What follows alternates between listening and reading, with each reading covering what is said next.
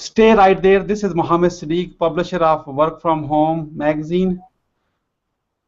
I love my most favorite job, what I have, which I love the most, which I can do at a 3 a.m. call even, when I get the best guest, which has a similar background like me. You know, I'm doing it for my self ego here. I don't have any ego. You know that. You watch my hangouts all the time. However, it's a very, very rare to have someone who has been almost very similar to your background and probably very similar to your own business style right now, and they share the same similar values, if not exactly the same. Okay, then you call that person as your new friend. Is that true? That should be the definition of a friend, where your values match, your characteristics match, and when you feel something you want to share and they get at you, they know your weakness and they know your strength. I want you to tell us what type of friends you have by writing a comment under the video. Okay, so here's the long story. I never shared this one with anybody ever on a video. You can watch my hundreds of videos. This won't be on any other video. This is the first time I'm sharing. I always kept it to myself. There's a reason for that, because I don't want to bore you about me. It's about the guest. But this time I cannot even resist myself. Here's the reason. Today my guest, I'm going to share the name in a moment with you. I'm going to bring him in. He has a nice smile, you know, probably nicest smile so far I have bring from the other guest. His name is Brian Anderson. Brian, give a smile. There, I've been looking at your smile, man. Okay, Brian Anderson is the CEO of Mash Media, the digital marketing agency serving automotive industries. You know, we all buy a car, and then he's probably the marketing machine behind that car dealer. Very likely, if you really found that some automotive industry dealer, because I like their service than anybody else, probably he is behind one of their marketing. If it's not, you're going to ask him at the end why he was not there at your dealer. Okay, he is that good in that industry. He is the master. He is a leading coach, author, and innovator in the internet marketing space. After his MBA,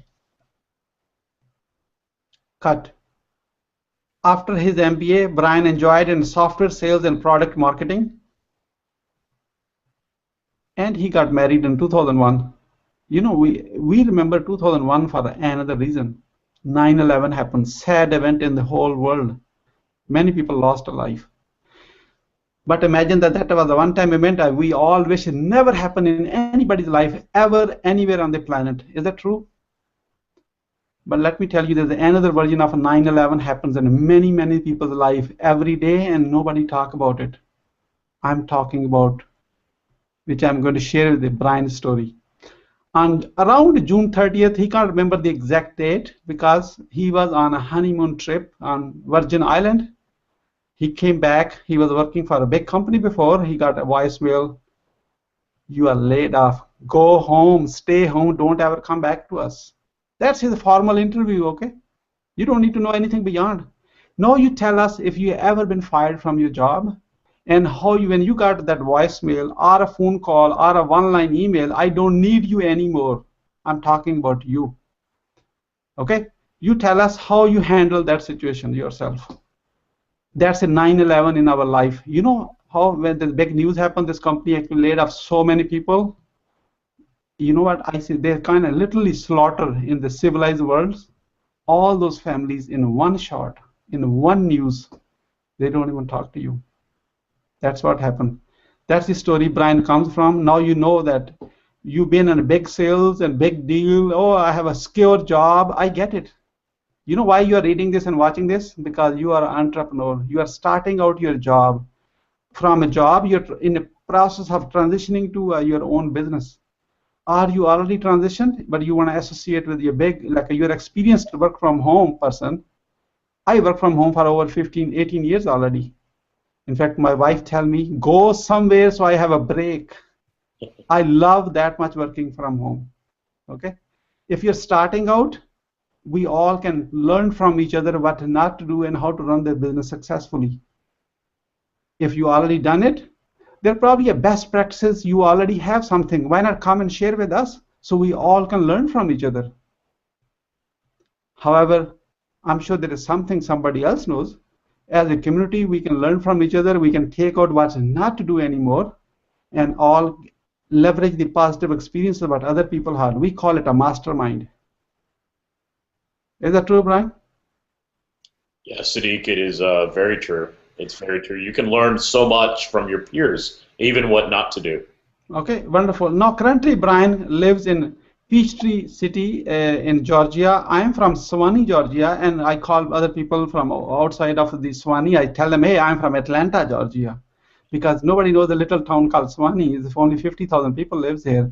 And Peachtree is a little bit bigger than that because the Delta headquarter, Delta Airline, probably world second, third, fourth largest, whatever that call, that really mean anybody, is most of their employees live in Peachtree City, and they probably have a head office in that place. If you don't know what the Delta mean, delta.com, that's the world largest, second, third largest, top 5 airline, let's put it this way. Brian lives in Peachtree City, Georgia with his wife Rebecca and 4 kids. Let me tell you, Brian has been busy on every front. He is a big fan of music. He loves 70s and 80s rock music and sometimes singing the band. I can tell you, Brian, welcome. He never sing a song in front of me yet, but now I know I need to find one more reason to hang around with this smart guy. Brian, welcome. Our audience are about to love and eat everything what you have got to say. Welcome to our show. Thank you very much, Sadiq. I appreciate you having me today, and it's so nice to be on a call with somebody else from Atlanta. You know how often we meet people from around the world, and you and I only live maybe 75 miles apart, very close. Yeah, absolutely.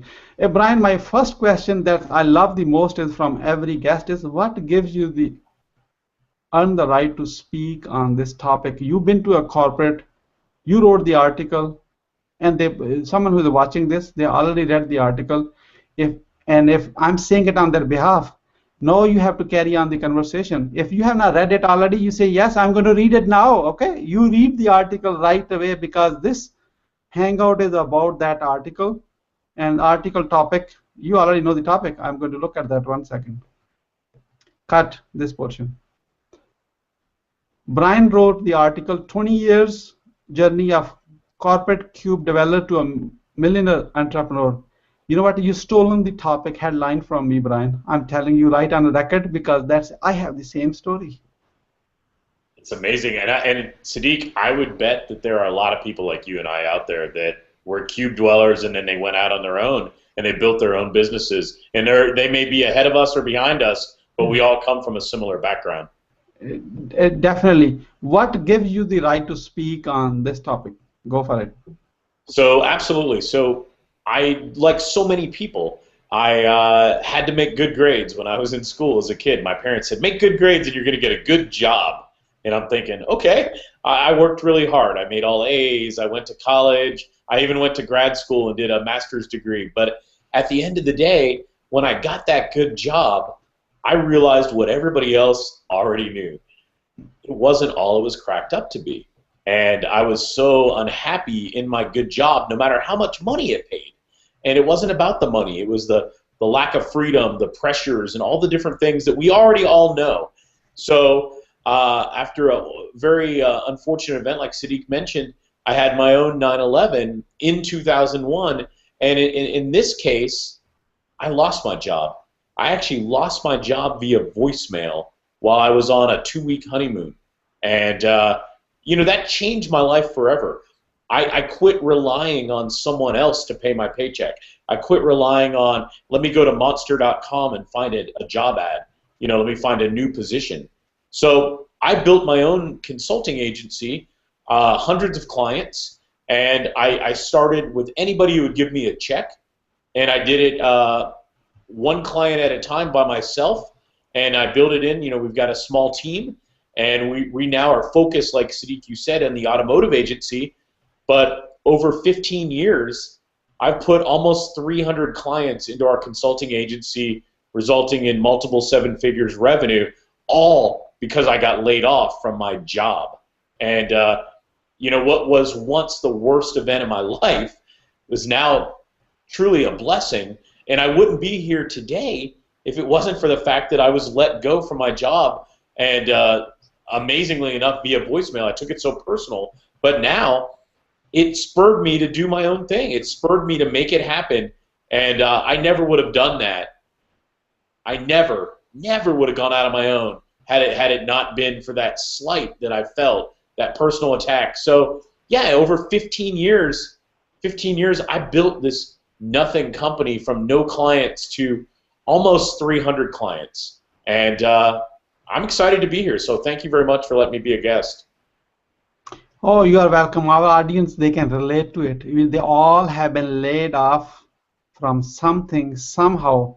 If it's not laid off, you probably have a recent, last 5 years. Be honest with yourself. How many times you got a pay cut? Our expenses are going up and our salary is going down. Guess what? That's even a misery. It's a miserable life. I'm not against job.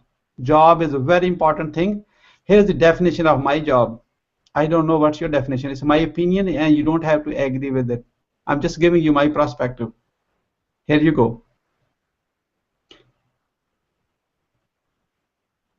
Job is when you're earning money on someone else's dime and learning how to work, and you're getting prepared yourself how you're going to run that business when you actually own it yourself. You're not paying the cost, somebody else is paying the cost for you to learn. When you're doing a master degree, like Brian did an MBA, I have a master's in computer science degree. Okay? We were paying this all the tuitions and loans and grants and everything, and ask our parents every dime and find every damn excuse to get more money from them because we can make a little bit comfortable, go hang around with like other students and friends and all that stuff because we don't really care about that one. Now job is also a study program, by the way, where somebody else is paying for it, and now you're working and learning on the street. The first earlier you were studying in a college and a university, and you were trying to learn how to think right. That was the whole thing. Whole study is how to think. And now you're actually applying that knowledge, and there's always a big gap. I know that already because I know what I studied in masters in computer science. And Brian, probably I'm going to ask in a moment how he agree or not agree. I'm fine with that. I'm just giving you my perspective. You don't have to agree with me. I already told you. What I studied in masters in computer science, when I applied it, there was a huge gap.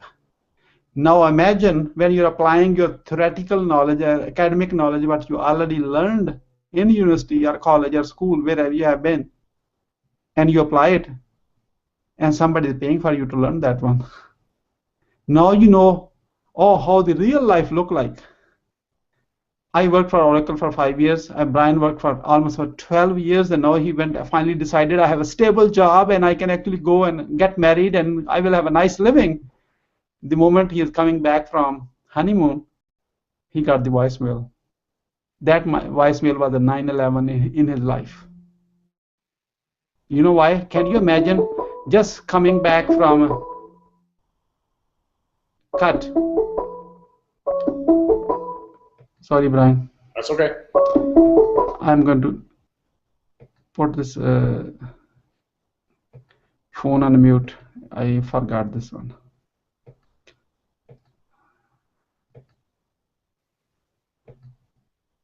Okay, no one can call me after this. It's fine. I just want I forgot. Usually I do it. It's the one checkbox. Okay. Go for it. Okay.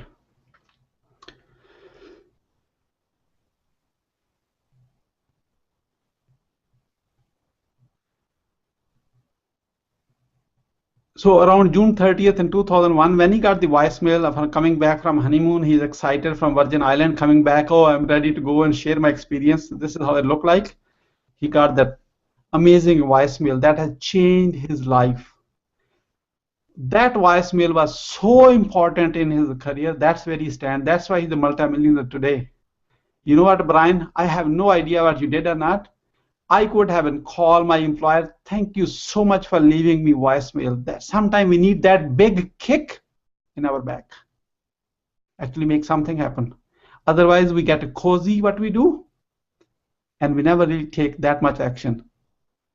Okay, again, that was my perspective. I'm going to ask my guest, Brian Kofar. Tell me if you don't agree with it, because many people don't agree with me, and I love that when they don't agree with me.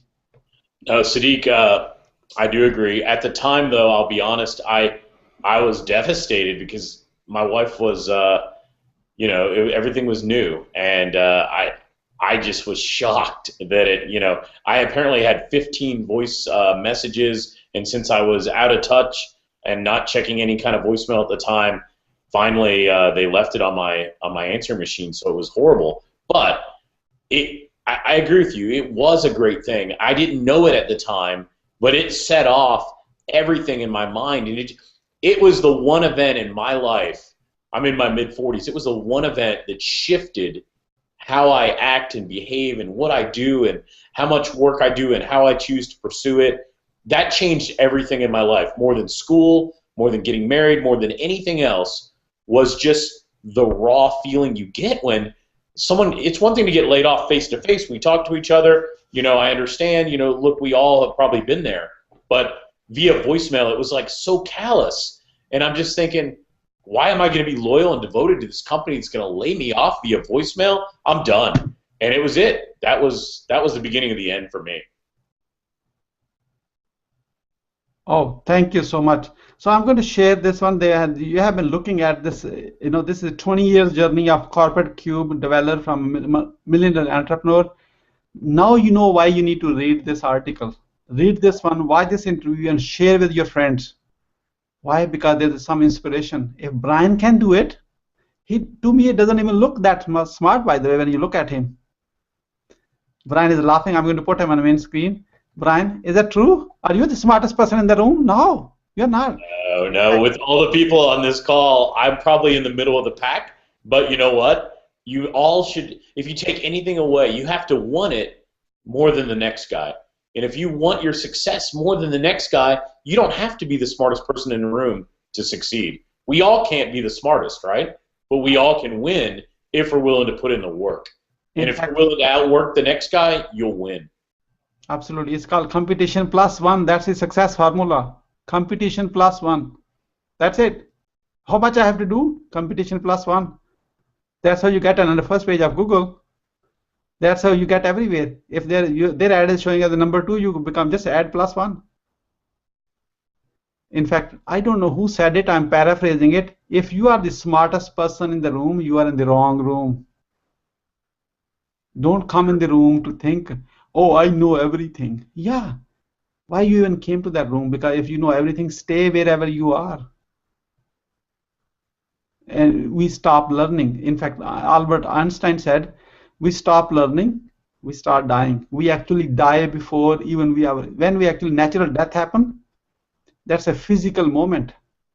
In reality, we have died way ahead, way long earlier than actual physical dying. I didn't say that, Albert Einstein said. So, Brian, I know you did this. It's a life-changing event happened that you did it. How people like other people who are in that situation, they may not have a 9/11 in their life yet. And why they should go through, that's why we are here for. Why they have to even wait for that event, what they can do, how they can get out of that invisible jail to actually start. If they already started, how they can actually do it full time. If they are already doing full time, how they can actually, I know it's a loaded question, how they can actually leverage it and can get in a much higher speed so they can earn the lifestyle where the blessed and humble people like you and me already earned it years ago. Yeah, Sadiq, if we're asking, what the question is, or what can someone do to kind of start doing their own thing before they have a life-changing event like being laid off, I think you have to find your passion. For mine, it was I started doing internet marketing for local businesses. Now, mind you, I actually started that in the 90s, in the early 90s, but it took that layoff of my job to push me out the door and to make me stand on my own 2 feet and do my own thing. So you have to find that passion that you want to do. It may be internet marketing. It may be opening your own restaurant. Who knows? Whatever it is, you're going to know what it is. For me, it was internet marketing for local clients because I was good at it. I had a background in marketing, technology marketing. I used to be a developer, and that was like my passion and my skill set. So at the time, I was able to share it with clients and earn a nice paycheck. And I got a rush, just like anybody would imagine. Oh my God, I just signed a client $2,000 a month. And I was so excited.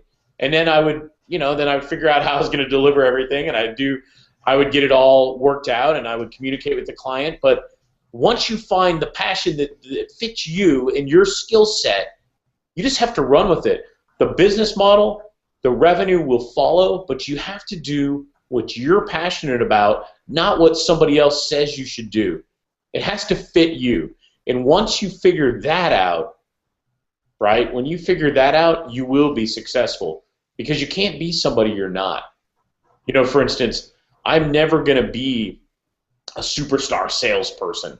I'm a very quiet, laid-back guy. I can sell by, as Sadiq and I were talking, I don't like to sell people. I like to educate the client and consult with them. And if my client wants to buy from me, excellent. Now, do I do a few things to help push the sale? Yes, but I'm by no means a salesperson. And I think that's an important distinction. So once you figure out what your skill set and your passion is, that's your first step to doing your own thing. And everybody on this call, everybody watching this hangout, you all have a skill. Everybody has a passion. You just have to learn to exploit it. Make it your own. Sadiq, that's got to be the first step. Wonderful. That's amazing. Many people think I'm a loser. I can't do it. He can do it. He has money. He has this and he this.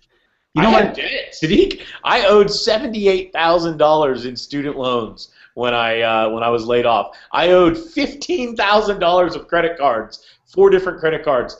I was freaking out. I don't know how to say it any other way. I don't mean to interrupt you, but I hate when people say that, because I'm like, no way. I was in debt up to my eyeballs, above my eyeballs. And you know how I got out of it? I just worked harder and longer every day. And you know what? That's the only way. There is no push button. The only way you're going to solve your problem is hard work. And if you put in the hard work, Sadiq and I say this, why not do it for yourself and make the revenue for you, not for another company? So, yeah, I mean, I wish I had started with $500,000 in the bank and a staff of 10. I started with no gray hair and no money. I had a little bit of disposable cash, but I had a lot of debt. And my goal was to immediately get cash coming in the door and then fine-tune the business. So that was my initial goal, was to start bringing in cash flow. Can I share? Thank you so much. That's a really big inspiration. Can I share a little story which I just shared with the Voice of America interview? I was interviewed for 60 minutes on Voice of America the other day, not far, but I don't know when you're watching this hangout. Let me tell you, I came on May 27th, 96. I landed in Toronto. Somebody paid for my ticket. I did not have that much money to buy a ticket from Islamabad, Pakistan to Toronto, Canada. It cost thousands of dollars even at that time in 96. I didn't have that much money. And plus, when I'm going there, I don't know anybody. I mean anybody. Just like you landed, somebody throw you at a moon, you have to figure it out on your own. And I had a borrowed money for $3,750, $3,750 in my pocket. Cash. No check, no cashier check, cash. Wow. Okay? In 3 weeks, I found a $50,000 job in 96. Not knowing anybody. If you are laughing at my English right now, you have no clue how I was speaking in 96. Okay? You can laugh at my accent whole day. I don't care. English is my 5th language. Try to speak a 2nd or 3rd language. I think I'm doing pretty good at 5th language level. I think you're amazing for a 5th language, Sadiq. It's amazing. Okay. So that's the purpose. So if you have excuse, oh, I can't do it. If a person like Sadiq doesn't even look like everybody else, have a hell lot of accent, speak fast, nobody understand him, he can do it, you can do it too. I figured out my way, my passion, my commitment was to connect with more successful people. They're way successful than mine. Here's the example. I'm talking to Brian. I'm the host. He is the guest. That happens through transformation when you think you are seeking out knowledge from people who already earned it. and ask them, please share with me what not to do, not what to do. We all ask the wrong question. Question is, Brian, what should I do? I want to do this one. Brian, is that true? When people talk to you, they say, what I can do, what I can do, what should I do, what should I do? A lot of that, a lot of times, yes. Okay, here is the real question. Let me tell you, Brian, I know you're in the automotive industry. You help other people to offline consultants. They do it. In your experience, what should I not do? That's right. Okay, because what not to do is that's where the biggest problem is, and you are going to lose if you take a wrong road. If you're going on highway, which is going on somewhere else where you're not intended to do, what's going to happen? There's no way, it does not matter how much you speed. There's no way you're going to the right direction. And by the time you stop somewhere, you're out of gas, you have no more money, guess what happened? Yeah. That's where the problem is. Oh, only 2% people are successful, remaining 80% or 98% are failure. I'm going to give you a moment here. It's a matter of truth, and that may offend many people. I apologize, everyone in advance. I don't mean to offend you. I'm just trying to communicate a message here. 98% people born broke, and they are going to die broke. It's not about the money die broke. It's the mindset. I'm talking about here mindset. You could have a little money and still thankful and a big heart and always have a smile on your face. Money is just a tool that makes your misery relatively easy. You know many people who have a lot of money, way more than me and Brian combined. They are not happy. They don't have a good health. They can't even enjoy their health.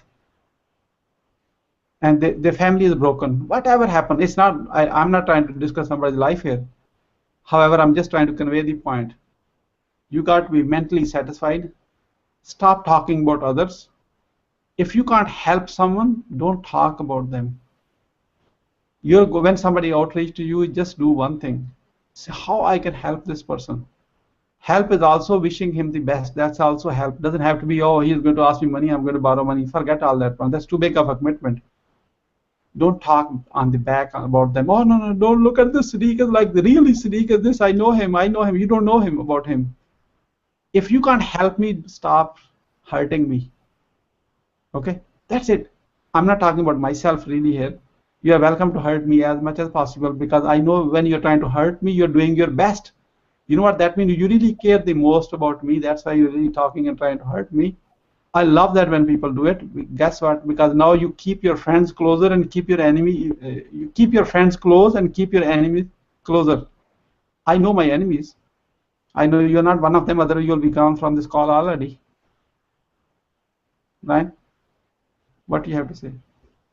Yeah, I mean, I've struggled with a lot of things, but mindset, like you said a second ago, it really is winning up here. It's not about money. You know, you can be successful working from home, making $60,000, and you know what? You could be richer than any millionaire we all know, right? Because it's about your happiness, your family, your quality of life, what you want to do every day. If that gives you the freedom and flexibility to do your own thing, or your wife and you to spend more time or more time with your kids, then you've already won. You don't have to make 7 figures to be successful. I think that's a misnomer. I think if you're successful in your head and you have the freedom of time and you're able to earn a living on your own, by your own skill set and do it from home, and you can do these things, it's not about $1 million. It's not about any one number. It's about having that freedom and flexibility to live your life. Do I want to have $10 million, a year coming in? Sure. Do I need that to be successful? No. I was happy. I was happy with 150, 200K. Honestly, it was plenty of money for me. By no means do I live in a $1 million. I don't live in some mansion or I have a yacht. I have 4 kids. You know what I have? I have 4 college funds. I'm thinking about cars for the kids. They're getting close. I think about retirement. I think about the same things you guys do. And it's not about that. I think, hey, maybe I'm going to go work out after lunch today. Or I think maybe my wife and I can go grab a movie. On Tuesdays, it's $1. It's the same thing. It's not about how much money you have. It's about being smart with your money and managing it and being effective and doing it all in your own time. And when you can do that, you're already successful. So that's what I say. I firmly believe it's not the dollar. I think you were exactly right when you said it's in your head and it's mindset. And if you have the right mindset, you can do anything. Great. Thank you so much. Hopefully your message has touched at least one person who is watching this right now. You know why you're watching this? You still want to know more about Brian and what he has, how he can help me. I have a message for you. If you say, oh, I don't have money, on average lifetime, if you work, average people work 30, 40 years in their lifetime.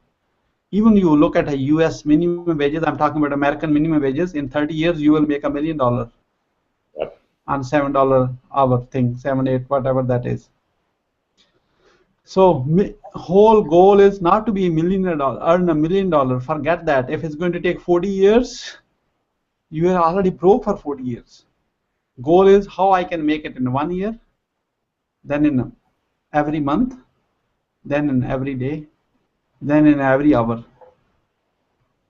Make sense? I love it.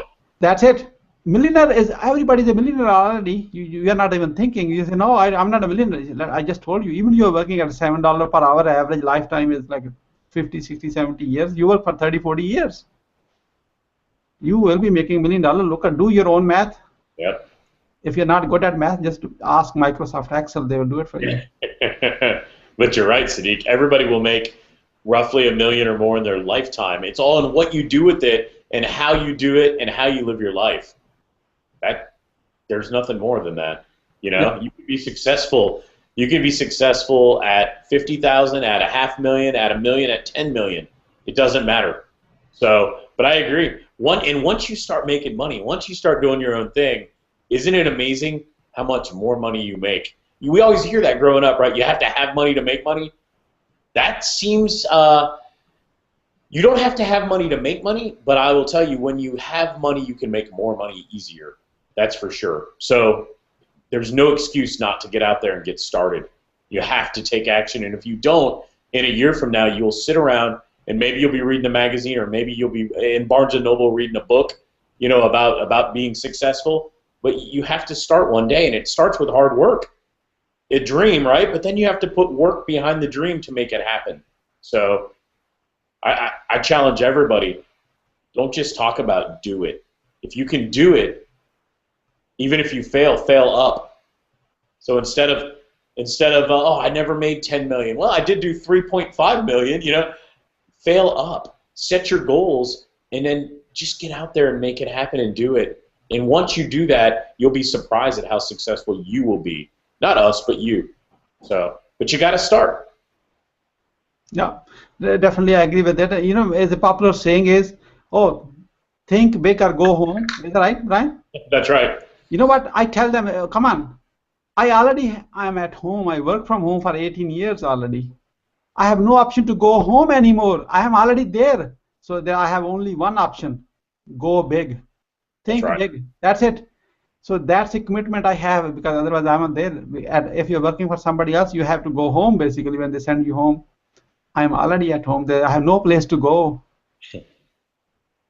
I got places to go. I got kids. I got cheerleading. I got football, basketball. I volunteer. I got so much to do. So I strive for balance. So like for me, my life is all about how do I balance my company, how do I balance my coaching clients, and how do I balance my family so that they all work in a way that I'm happy.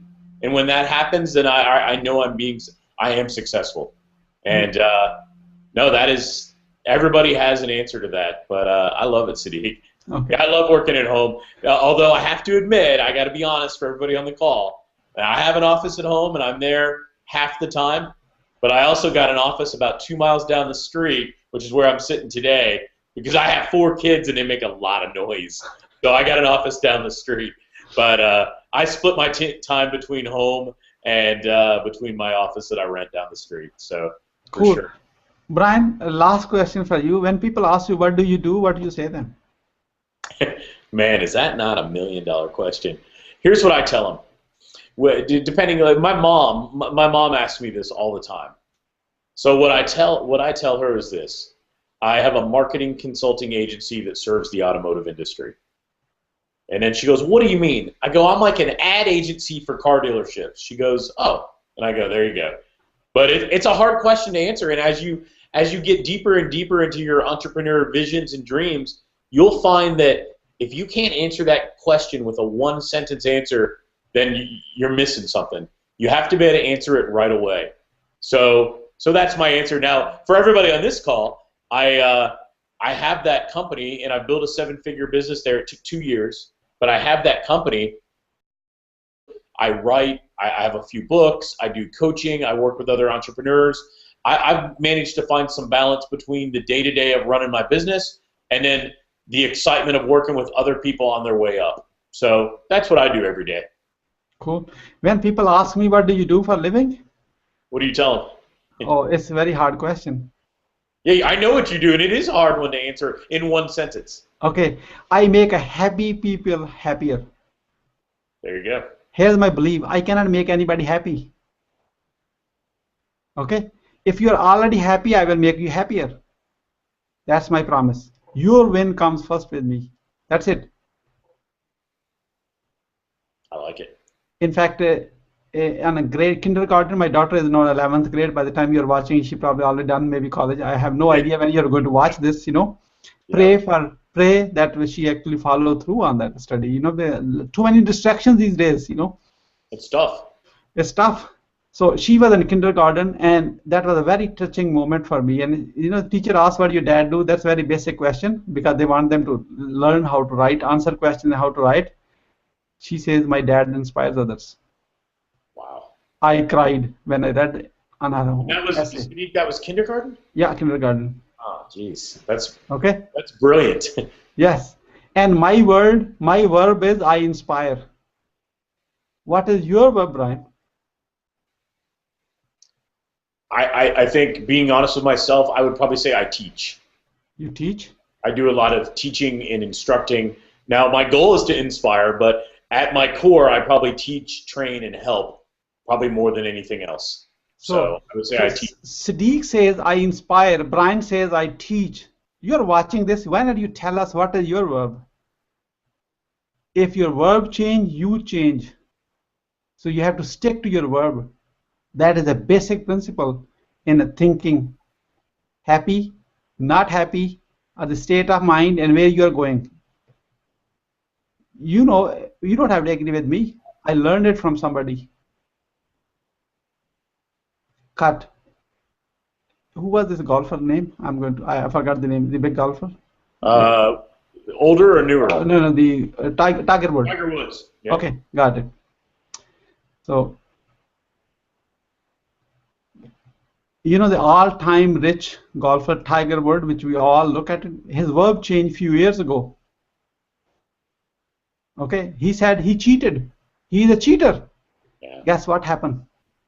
When your verb change, now he is trying to be #1 player again. He probably already, I'm not a golfer fan, so but I know the story. So when your verb change, you change completely. Everybody else look at you completely different way. So I want you to first pick up your verb, what your verb is, and then stick to it. The moment your verb is going to change, everything change. Okay, this is that much important. Committing to yourself for your success. This is that important. It starts with your own verb, what you stand for. So, Brian, people who are watching this, they want to say, "Oh, you know what? I got this guy. This is the guy I want to really talk to." And I'm sure now I'm connected to Brian. I feel like my brother from another, you know. So what I'm going to do is I'm going to give you. Look at this. Take your cell phone out. Send a text message to 407. I'm gonna do it myself. No, you don't have to do it. I'm talking to the audience. I know you already. I already have your cell phone number, so you don't have to. So take your cell phone out. If you don't know how the cell phone look like, let me show you. This is my old damn cell phone. Okay, it's called iPhone. It doesn't have to have an iPhone. Last time I asked someone, they say every cell phone can send a text message. That's a big deal, man. You don't even need the internet. If you have an old phone, it's still okay. Send a text to this 407 204. Sorry, cut. 407 270 1441. I'm sure I kind of annoyed many people who say they don't say 0, they say oh. I'm going to repeat it back. 407 270 1441, and in a message send a word Brian, Brian. The moment you're going to send a text message, I'm going to ask you what's your name, please. You're going to answer that by name. Then I'm going to ask you what's your email, please. Answer the email. If you are a marketer, that's why you're reading this message. That's why you're watching this Hangout. Guess what I'm doing? I'm doing the opt-in automatically. This is my landing page. You can see my landing page written with my beautiful handwriting. I know by the time you took on your glasses and actually read it all, and now you're doing the text message. I'm waiting for your text message on the other side. You have not done it yet? Come on. Oh, by the way, I don't want to miss my international audience. If you are from outside of US or Canada, you may have to do a 001 on a front or +1. So for international audience, +1 407 270 1441, and the word message is Brian. That's a code that's called keyword. When you send it, you are giving me a permission to call you or send you a text message, and I'm going to have Brian to give you a surprise gift. I'm not going to tell you. I know now you're saying, oh, come on, Sadiq, you're asking for my cell phone number. I don't trust you yet. Why you're watching this even today, right now? You have invested your 30 minutes or 40 minutes or 20 minutes, whatever the time we have been talking together. If you don't trust me and Brian yet, please close this video right now. Thank you so much for your time. On the behalf of Work From Home magazine and the entire team, Brian, thank you so much for your time. We really, really enjoyed speaking with you, and our audience will love and engage with you. Thank you, Steve. I really appreciate it. We are going to send you the surprise gift when you do what? Let me show you one more time what you're going to do. When you text it to this number, if you don't have your cell phone here, take the picture, save it, save the time on this video, do it again. Usually I keep my cell phone very close to me. You should be doing it next time when you come on our Hangout, because on every Hangout I always ask for take the cell phone out and send a text. Okay, that's our call to action. We are not selling anything. We are going to give you some nice gift, and you're going to love our engagement together. Brian, thank you so much, and look forward to speaking with you soon. Thank you, Sadiq.